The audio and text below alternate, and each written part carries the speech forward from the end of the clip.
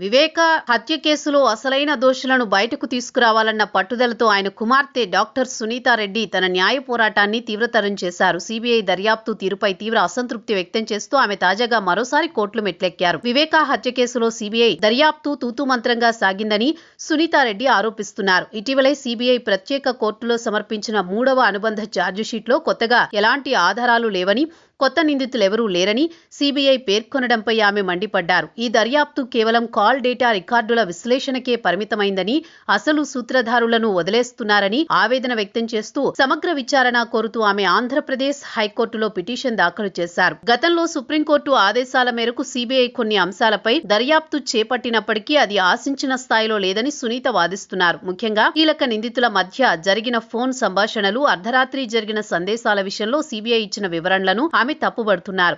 సమయం నమోదులో సాంకేతిక పొరపాట్లు జరిగాయని చెబుతూ సిబిఐ కేసును నీరుగార్చే ప్రయత్నం చేస్తోందని, బాహ్య శక్తుల ఒత్తిడి వల్లే దర్యాప్తు ఆగిపోయిందని ఆమె ప్రశ్నిస్తున్నారు.